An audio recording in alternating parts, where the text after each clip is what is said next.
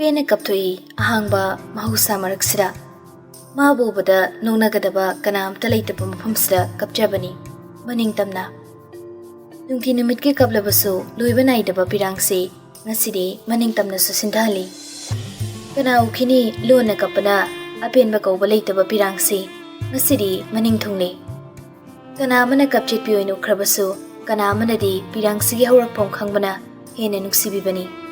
Adu pirangsigi haurakpom khangba kana manadi hena dom mairisi susalambasu yaudaba nate. Makut aniduna mamaidida khumlaga makol thongna kapli. Jorsu yengli. Awaba saktamsina oiramale mahaksu sakpamdi kitang kairi. Naithok chaningbani pirangsisu. Hainingbani mafamda nangidamaksu ai leiri. Nangidamaksu ai hingi. Adu wakhalna tatana khambani. Thumali matang chade haina. Adu bu yengba ngamlaktrabra sinthakre magisu milu anidagi pirang marik anikhak. Makot khubi khudyaigana tarakliba ising manba khazaidagi pido hinglaga mitmangda muk thangtharaktuna makuta pakliba pi mariktu yengi. Ngakjai masa matomda karigi sintharakpano pirangse haina. Oiramgani China khangnibi magi awaba saktam siubada thamoide China phaurakpa. Pirangsina oikhre thamoi manungda sokliba sigi iking. Hemjaningbana nupi sibu konsinbige tawraklami. Adubu mathanungda konsinbasu ngamre. Maku khutum chena dasinduna khangi. Thamoi sinadi haizabani mathanungda konsinbiduna thambiyu. Adubu wakhalsina hairakpani aina oktrabasu mabu aina respect tawi. Thamoida kakhal macha amasu lekhibana oizaba thiba dakini haina. Tamnana kapuraga mana hena tawfung khanglamdi. Nupisina ningamda pirangna muhusin tingthabasida sarugyari bhaidura. Silamba nuksit mahaksu tumin lekhi. Pairambu cheksingsu makhol thokidre. Taibangsida arengo posak thawai pan majiba matasu leidabagum pungchikchi. Mamaidi nupasina tamnagi mamangna lepaga. Se kakunuse pititho. Rumalama supire. Tamnasu mamai hangdore. Pirangna pumchochotpagi sakham siubada thamoida China hena phaure. Nupisigi ningamdaba mataw amana nupasidadi leiramba China duda China hena hapapakong wazabani. Kapatoklaga rumalduna mapi deithokibaduda nupasi waisangbagi soram hondore. Uzikta tari uchikna chirol tongna duna lantak paikibagi khonjal. Leblamba namiba mahaksu liri humlakri. Tumin lepnaramba leiramba upal wapal dasu khara khazik sor honaraklaboi khali. Ainadi achikwa mafamsida nangbu pothasasanu haina purakpase nangbu kaphanboina thokrabro. Aidi nungai. Asidi ai nungai. Yam nungai. Ai ji kya phumsilam oambase. Asidi khara yangba kum phawi. Amukhannasu pirangse sindharakado mandri. Ai yam penjing asidi. Yarse wa makhanganganu hannaba tawrsi. Hannaba tawrsi haituda mamai leiraga gari de kakhalei. George na thongdo thingjinbiraga koithoklaga lagduna masu kakhalari. Gari de yauriba ising bottle do nupidu de pirei. Se khara thaw. Tamna se ising do lauraga thaklami. Kumjilamba pumnamak to masidi khara yangi. George na thawna hapa wahi khara hairi. Hingu akhang kan biyoina. Isana isada adugyamna hantana khaladi kamaina nang hingba ngamgani. Hingna do bulan phamni. Warabasu nungairabasu. Aduna thawna phabiyoina adum langthino. Mikiti oibadi tawnu. Thentaga pumnamakani. Pangal tok panghamdabani. Aigi mayokta leiba masingna yamna henkre. Nangidamak leiba amakhaktugi khalaga thawna layu. Lanfam khudimakta mai pakani habadi leiti. Adubu aina sikai phawdi honarabi habado. Maduni marudi. Madu ulo. Se ekenum haigi. Nangna amubangakta setpado ahing manungaidi. Si haiduna nangai bulana khanganuko. Aigi tasingna nangayam naknana loinaningba masak amakaktani. Aise nangonda wahi kya amadi haningmani. ꯑꯗꯨꯕꯨ ꯅꯪꯉꯣꯟꯗ ꯋꯥꯍꯩ ꯑꯃ ꯍꯦꯛ ꯍꯥꯏꯒꯦ ꯇꯧꯕꯒ ꯋꯥꯈꯜꯅ ꯑꯗꯨꯝ ꯈꯝꯂꯛꯄꯅꯤ ꯊꯨꯝꯃꯜꯂꯦ ꯍꯥꯏꯅ ꯑꯗꯨꯅ ꯉꯝꯗꯕꯅꯤ ꯑꯩꯅ ꯑꯩ ꯌꯦꯡꯕ ꯅꯨꯡꯉꯥꯏꯇꯦ ꯍꯥꯏꯁꯦ ꯑꯩ ꯈꯛꯀꯤ ꯑꯩꯒꯤ ꯃꯤꯠꯅ ꯅꯨꯡꯉꯥꯏꯅꯕ ꯃꯑꯣꯡꯗ ꯁꯦꯠꯂꯨ ꯆꯥꯎ ꯍꯥꯏꯕ ꯅꯠꯇꯦ ꯅꯪꯒꯤ ꯋꯥꯔꯤ ꯈꯪꯗꯕ ꯑꯩꯅ ꯑꯁꯨꯛ ꯅꯨꯡꯉꯥꯏꯇ꯭ꯔꯗꯤ ꯅꯪꯒꯤ ꯑꯋꯥꯕ ꯈꯨꯗꯤꯡꯗ ꯁꯔꯨꯛ ꯌꯥꯔꯤꯕ ꯑꯁꯣꯟꯕ ꯕꯕꯥ ꯏꯃꯥ ꯃꯣꯏꯗꯤ ꯀꯩ ꯐꯥꯎꯔꯝꯒꯅꯤ ꯑꯩꯁꯤ ꯑꯃꯔꯣꯝꯗꯗꯤ ꯂꯝꯂꯥꯟꯕꯅꯤ ꯅꯐꯝꯗ ꯑꯗꯨꯕꯨ ꯇꯝꯅ ꯑꯩ ꯅꯪꯒꯤ ꯅꯐꯝꯗꯗꯤ ꯈ꯭ꯋꯥꯏꯗꯒꯤ ꯊꯃꯣꯏ ꯁꯦꯡꯕ ꯃꯤꯁꯛ ꯑꯣꯏꯒꯦ ꯅꯪꯒꯤ ꯑꯋꯥꯕ ꯈꯨꯗꯤꯡꯁꯨ ꯑꯩꯕꯨ ꯈꯪꯍꯜꯂꯨ ꯐꯣꯡꯗꯣꯛꯇꯕ ꯑꯋꯥꯕꯗꯤ ꯏꯁꯥ ꯏꯇꯣꯝꯗ ꯐꯨꯡꯒꯠꯂꯒ ꯂꯩꯅꯥ ꯑꯣꯟꯕꯅꯤ ꯅꯪꯒꯤꯗꯃꯛ ꯍꯤꯡꯖꯕ ꯅꯪꯒꯤꯗꯃꯛ ꯋꯥꯖꯕ ꯈꯔꯗꯨꯒꯤ ꯃꯗꯨꯒꯤ ꯃꯅꯨꯡꯗ ꯑꯩꯁꯨ ꯑꯣꯏꯒꯦꯀꯣ ꯅꯪ ꯑꯩꯕꯨ ꯂꯝꯂꯥꯟꯕꯅꯤ ꯍꯥꯏꯅ ꯏꯟꯊꯣꯛꯀꯅꯨ ꯅꯪꯒꯤ ꯑꯄꯦꯟꯄꯦꯟꯗ ꯑꯩꯉꯣꯟꯗ ꯇꯝꯃꯨ ꯂꯥꯟꯅ ꯈꯟꯗꯅꯕ ꯑꯃꯨꯛ ꯍꯥꯏꯔꯛꯏ ꯑꯋꯥꯕ ꯍꯥꯏꯕꯁꯤꯗꯤ ꯈꯪꯃꯤꯟꯅꯁꯤ ꯅꯪ ꯑꯩ ꯏꯃꯥ ꯕꯕꯥ ꯃꯣꯏ ꯈꯨꯗꯤꯡꯃꯛ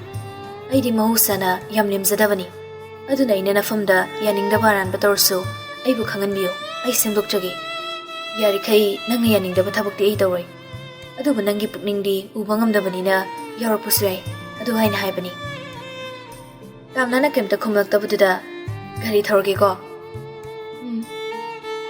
ꯖꯣꯔꯖꯅ ꯇꯞꯂꯤ ꯇꯞꯂꯤ ꯒꯥꯔꯤ ꯊꯧꯔꯒ ꯇꯥꯝꯅꯥꯒꯤ ꯃꯥꯏꯟ ꯗꯥꯏꯚꯔꯠ ꯇꯧꯅꯕ ꯋꯥꯔꯤ ꯁꯥꯅꯩ ꯑꯩꯁꯦ ꯊꯥꯏꯅ ꯖꯔꯃꯟꯗ ꯂꯩꯔꯤꯉꯩꯗ ꯌꯥꯝ ꯉꯥꯎꯁꯤꯟꯅꯔꯤ ꯂꯤꯕꯤꯌꯨꯔꯥ ꯑꯩꯅ ꯉꯥꯎꯁꯤꯟꯅꯔꯛꯄꯒꯤ ꯋꯥꯔꯤꯁꯤꯡꯗꯣ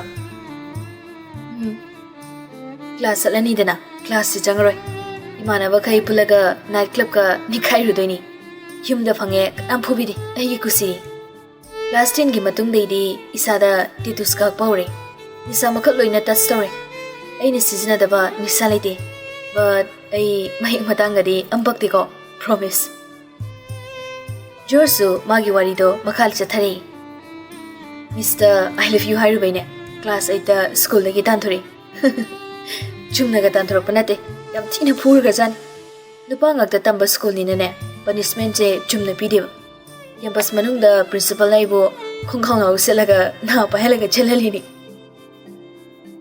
ꯋꯥꯔꯤꯗꯨ ꯂꯤꯔꯛꯄꯗ ꯑꯦꯛꯁꯟꯒ ꯌꯥꯎꯔ ꯂꯤꯔꯛꯄꯅꯤꯅ ꯊꯧꯗꯣꯛꯇꯨ ꯃꯤꯠꯃꯥꯡꯗ ꯆꯣꯡꯊꯣꯔꯛꯄꯒꯨꯝ ꯎꯍꯜꯂꯛꯃꯤ ꯑꯗꯨꯅ ꯅꯨꯄꯤꯁꯤ ꯈꯤꯇꯪ ꯌꯥꯠꯇꯨ ꯅꯨꯡꯍꯜꯂꯒ ꯅꯣꯛꯂꯛꯏ ꯌꯥꯝ ꯂꯝ ꯍꯦꯜꯂꯛꯏꯗ ꯍꯧꯖꯤꯛꯁꯨ ꯍꯦꯜꯂꯔꯣꯏꯒꯦ ꯈꯟꯕꯅꯤ ꯌꯥꯗꯦ ꯑꯗꯨꯕꯨ ꯑꯩ ꯏꯁꯥꯅ ꯏꯁꯥꯕꯨ ꯆꯦꯟꯖ ꯇꯧꯖꯒꯦꯅ ꯈꯜꯂꯤ ꯅꯣ ꯈꯟꯕ ꯅꯠꯇꯦ ꯆꯦꯟꯖ ꯇꯧꯔꯦ ꯏꯁꯥꯅ ꯌꯥꯅ ꯇꯧꯖꯕꯅꯤ ꯃꯤꯁꯛ ꯑꯃꯅ ꯇꯧꯍꯜꯂꯛꯄꯅꯤ ꯍꯥꯏꯕ ꯇꯥꯔꯦ ꯌꯥꯝꯅ ꯍꯟꯗꯛꯇꯤ ꯅꯣꯟꯈꯠꯂꯒ ꯖꯣꯔꯖꯇ ꯌꯦꯡꯂꯛꯏ ꯖꯣꯔꯖꯁꯤ ꯆꯨꯝꯅ ꯒꯥꯔꯤ ꯑꯗꯨꯃꯛ ꯊꯧꯔꯤ ꯀꯅꯥꯅꯣ ꯈꯪꯅꯤꯡꯗ꯭ꯔꯣ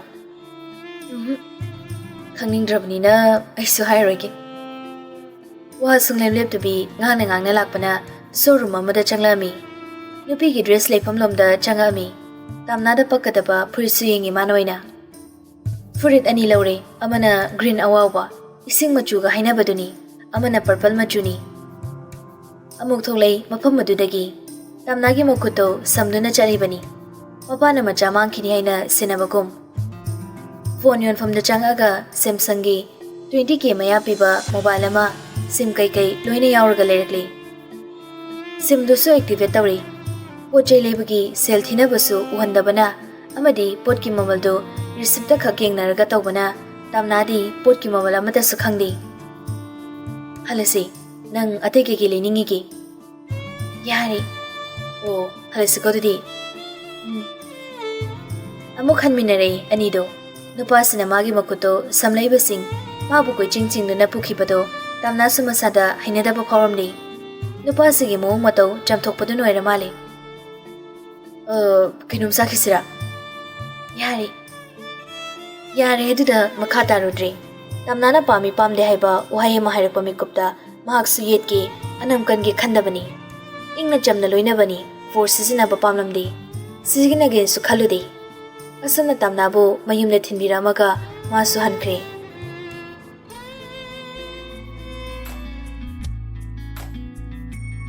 ꯅꯨꯃꯤꯗꯥꯡ ꯆꯥꯛ ꯏꯁꯤꯡ ꯇꯣꯛꯄ ꯂꯣꯏꯔꯒ ꯇꯥꯝꯅꯥꯁꯨ ꯀꯥ ꯃꯅꯨꯡꯗ ꯆꯪꯂꯛꯏ ꯐꯃꯨꯡꯗ ꯀꯥꯈꯠꯂꯛꯏ ꯐꯣꯟꯗꯣ ꯑꯃꯨꯛ ꯄꯥꯏꯔꯒ ꯌꯦꯡꯉꯤ ꯃꯊꯟꯇꯁꯨ ꯑꯃꯨꯛ ꯈꯜꯂꯤ ꯁꯤ ꯄꯥꯏꯔꯒ ꯀꯩꯅꯣ ꯇꯧꯗꯣꯏꯁꯤꯕꯣ ꯃꯪꯗꯨꯅ ꯐꯣꯟꯗꯨꯗ ꯌꯦꯡꯂꯤꯉꯩ ꯔꯤꯡꯇꯣꯟ ꯈꯤꯡꯉꯛꯄꯗꯨꯗ ꯈꯪꯄ꯭ꯔꯦꯛ ꯈꯪꯉꯤ ꯁꯦꯞ ꯆꯣꯡꯊꯣꯔꯛꯏ ꯗꯗꯥ ꯏꯟꯀꯃꯤꯡ ꯀꯣꯜ ꯁꯦꯞꯁꯤ ꯃꯥꯅ ꯇꯧꯈꯤꯕ ꯅꯠꯇꯕꯅꯤꯅ ꯀꯅꯥꯕꯨ ꯑꯣꯏꯔꯤꯒꯕ ꯈꯜꯂꯛꯏ ꯑꯗꯨꯕꯨ ꯖꯣꯔꯖ ꯑꯣꯏꯔꯝꯒꯅꯤ ꯍꯥꯏꯅꯁꯨ ꯆꯤꯡꯅꯩ ꯄꯥꯏꯈꯠꯂꯒ ꯅꯥꯀꯣꯡꯗ ꯇꯞꯅ ꯊꯝꯃꯤ Hello. Tumba changabo tamna. Hamungda changi. Tumba di tumdri. Kanano hangakte ay khangaba. Kamaina khangiba. Ina loinaba misi dadaga dabibaga ani sikaktani. Aduga ngasai phone simlambasu dadana oibanina adum khangi. Ado nang nasado yam ingan mamali. Nakung nakut kado ingan ganugo. Tumam daida mahinga ngairaga sagat halaga tumu. Nasaina nangi khut samaga chatpada ice vibaga chapmane. Adu haini. Kamnaso khaji ikaizei. Hoi, yairaga changaini. Sare huzikpudi. Kai mathel jarba. Irole hawai mubiga. Matam gen sangine. Ado nangbu tumadero. Tumningabo. Tumningdana kamaina tumgeba. Namdana tumjange hairo. Sum kai. Thabak leitabani tumdradi kaidawni. YouTube da film gumba yengudana. Yeningde. Adudi namito kanna namdana ushalaga tumange hairo. Oh, adudi hayeng pung kya da hagotoino. Mangada. Adudi nang nangaline. Ayamta haudu pirangera. Tanbra. Tande. Adudi thamage nungaina tumthoko. Hayeng amu haudu piro. Hoi. Good night. Many sweet dreams. Kamna handakti makol tokta khajik noglei. Aduga phone do kakthali. Mon maya da insin kharga mok hipthakre. George somda long hipaga thabang mapada makut na pariga haizei. As thamoi tubu yauri jalane. Magi manak tong lehur jalo. Khangre da tawri sinongdamba. Mabu aigi phomda sinabiu go. Adu natradi nayamba da sirani.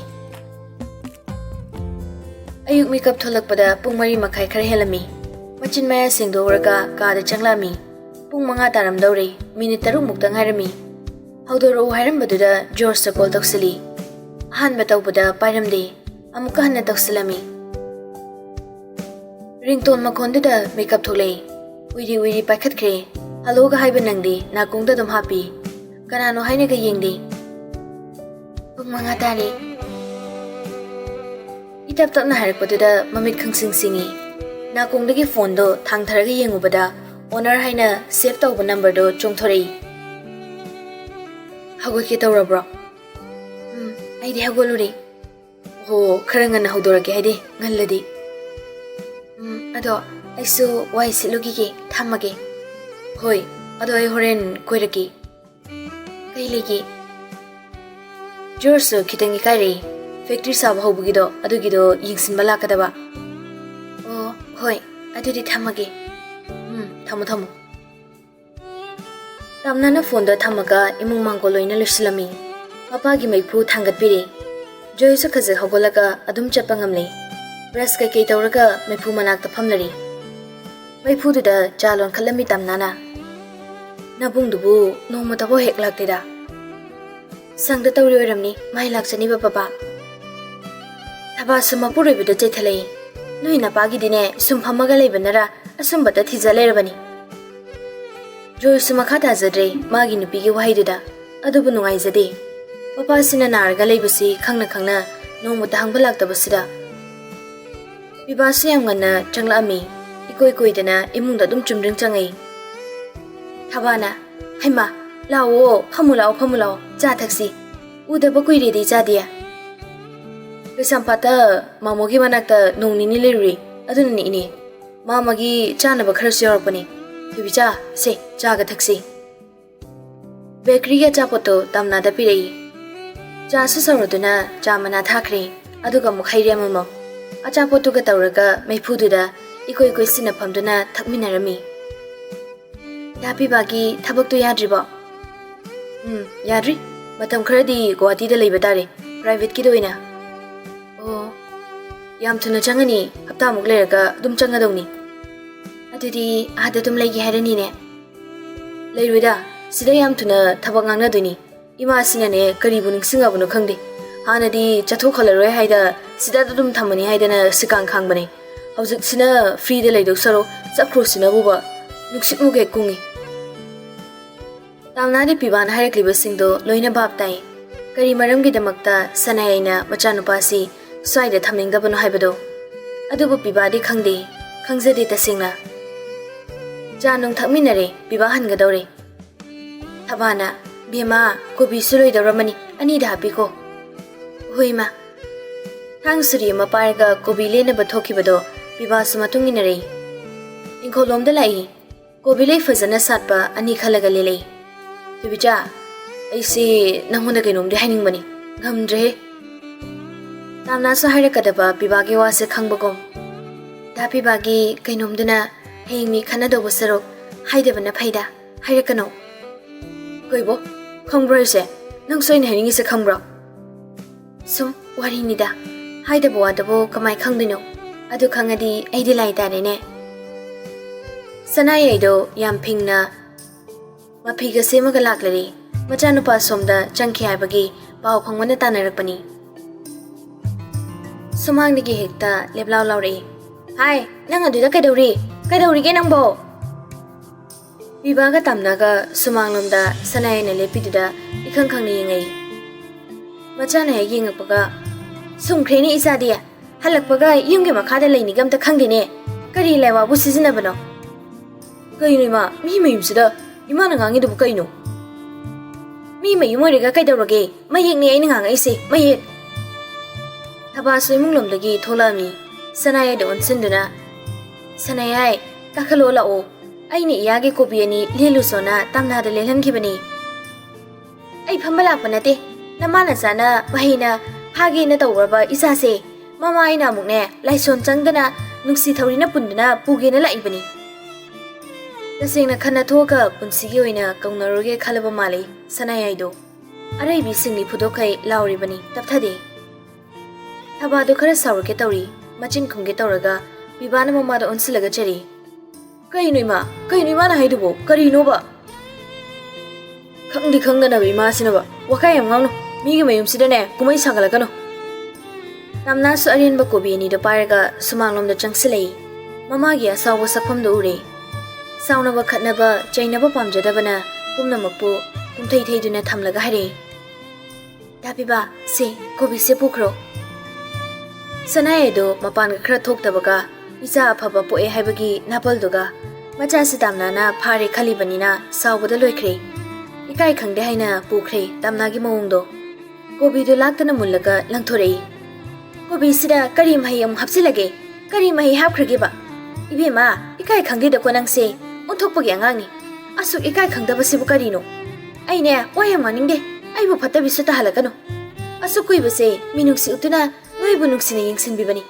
ꯑꯗꯨꯒ ꯅꯣꯏꯗꯤ ꯑꯄꯪꯕ ꯏꯆꯥꯁꯤ ꯐꯥꯅꯕ ꯁꯤꯟꯕ ꯑꯣꯏꯔꯝꯃꯤꯅꯦ ꯍꯥꯏ ꯁꯅꯥꯌꯥꯏ ꯋꯥꯍꯩꯗꯣ ꯀꯟꯃꯜꯂꯤꯀꯣ ꯅꯪ ꯏꯅꯝꯃ ꯀꯟꯕꯨ ꯀꯟꯗ꯭ꯔꯕꯅꯦ ꯈꯜꯂꯕꯅꯤ ꯑꯩꯗꯤ ꯅꯆꯥꯅꯨꯄꯤꯁꯦ ꯀꯅꯥꯒ ꯑꯄꯪꯕ ꯑꯐꯕ ꯅꯨꯄꯥ ꯂꯩꯒꯦꯅ ꯀꯣꯏꯊꯥ ꯊꯥꯗꯣꯛꯑꯒ ꯊꯤꯕ ꯍꯨꯝꯕꯒꯤ ꯊꯕꯛ ꯆꯠꯊꯔꯦ ꯍꯥꯏꯕꯁꯦ ꯈꯪꯖꯍꯧꯗ꯭ꯔꯦ ꯑꯗꯨꯅꯅꯦ ꯏꯆꯥ ꯑꯄꯪꯕꯁꯦ ꯄꯨꯡꯃꯥꯡ ꯃꯥꯡꯂꯪꯒꯗꯧꯔꯦꯗꯅ ꯇꯥꯝꯅꯥꯗꯤ ꯑꯍꯜ ꯑꯅꯤꯗꯨꯒꯤ ꯃꯑꯣꯡꯗꯨꯗ ꯈꯟꯅꯔꯛꯀꯅꯤ ꯍꯥꯏꯅ ꯄꯥꯈꯠꯆꯩ ꯂꯥꯟꯅ ꯈꯜꯂꯤꯕꯗꯣ ꯈꯟꯗꯅꯕ ꯍꯥꯏꯔꯛꯏ ꯏꯅꯦ ꯑꯩ ꯑꯗꯨꯝꯕ ꯀꯩꯝꯇ ꯈꯟꯕ ꯂꯩꯇꯤꯌꯦ ꯍꯨꯔꯥꯟꯕ ꯃꯤ ꯑꯃꯇꯅꯦ ꯑꯩ ꯍꯨꯔꯥꯜꯂꯦ ꯍꯥꯏꯗꯕꯅꯤ ꯏꯕꯦꯝꯃꯗꯤ ꯅꯨꯄꯥ ꯅꯍꯥꯒꯤ ꯃꯍꯥꯎꯁꯤ ꯈꯪꯈ꯭ꯔꯕꯅꯤꯅ ꯅꯨꯄꯥꯒꯤ ꯑꯄꯥꯝꯕꯁꯦ ꯌꯥꯝ ꯄꯣꯛꯂꯝꯒꯅꯤ ꯑꯩꯒꯤ ꯏꯆꯥ ꯄꯤꯕꯥꯅ ꯌꯥꯔꯦ ꯏꯃꯥ ꯌꯥꯔꯦ ꯇꯣꯛꯑꯣ ꯑꯩ ꯁꯥꯎꯔꯛꯑꯗꯤ ꯉꯁꯤ ꯅꯥꯇꯩ ꯌꯥꯝ ꯆꯥꯔꯣꯏ ꯁꯅꯥꯌꯥꯏꯗꯣ ꯁꯥꯎꯗꯤ ꯁꯥꯎꯅꯤꯡꯉꯤ ꯑꯗꯨꯕꯨ ꯃꯆꯥꯁꯨ ꯀꯤꯕꯅ ꯇꯨꯃꯤꯟ ꯂꯩꯈ꯭ꯔꯦ ꯊꯕꯥꯁꯨ ꯃꯌꯥ ꯆꯤꯛꯑꯒ ꯈꯥꯡꯉꯤ ꯈꯟꯅꯔꯒꯦ ꯆꯠꯌꯨꯝꯅ ꯂꯦꯞꯄꯅꯤ ꯄꯤꯕꯥꯅ ꯑꯣꯏꯅ ꯈꯨꯝꯈꯤꯕꯗꯨꯗ ꯇꯨꯃꯤꯟ ꯂꯩꯍꯧꯕꯅꯤ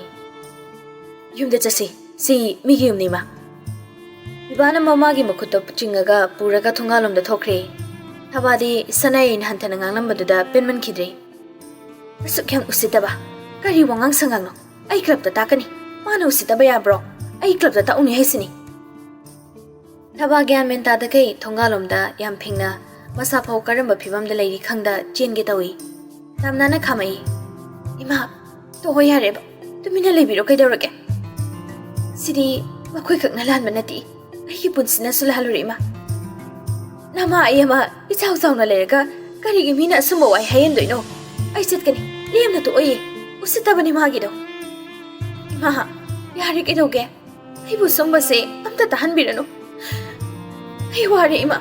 Ai ware. Ai sikroro. Ima, ai sikrora. Thaba handakti machanupida ningamdana thamoi sokna yingjai. Aduga amok machanupigi thamoida chakliba maichakto khangna kaplami. Tamnasu mamagi makhut anida pairaga. Ima, kai yegi damakta ima na kapino.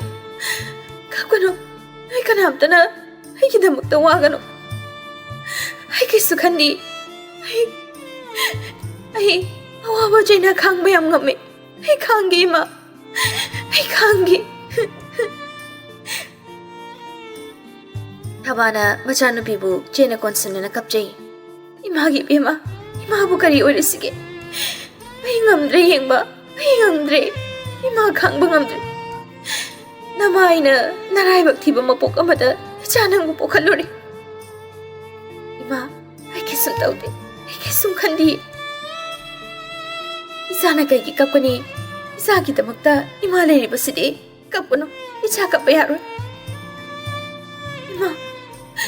Ai wari ima. Ai wari. Ai bu kai gino. Mayam na nai to mingo hari se. Ai se amang bigum khali se kai gino. Ai di lai na loksalaroi da bini chairi se kai gino. Ai ima. Moi nai ka punbada sauri se kai gino.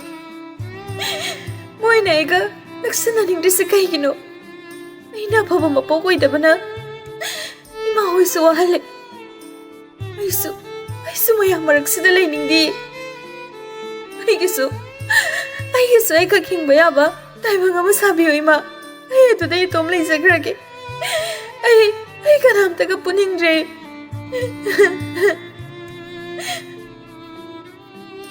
Naujariba machanupigi wahai do tabada Joy imungda makhong sangna tingthoga maichakto khangmangam da kapli. Hard mapaduda kanna makhuna mana pasilaga yam changna kapi. Lining tholai marel gi manakta. Laksinbiro. Aikoi bai cha hongi punsi se. Laksinbiro. Ware. Henman krei khangduna leiba ngamdre. Taibang mapu. Aikoi bu laksinbiro. Ramnana mamada kaptuna haridusu adum tarami. Taraga hena sor honingaktrabani. Tara rigidi yade mapana kaptun harido adum tai. Ai mapan thorage ima. Ai tumina laikhrage. Aduba ima. Noina kidamakta phongna ko kapase. Ingonda uhalakano. Ai di amamba ahinga marup oigi. Ai taibang sidi amamba marakta hena chusinkhre.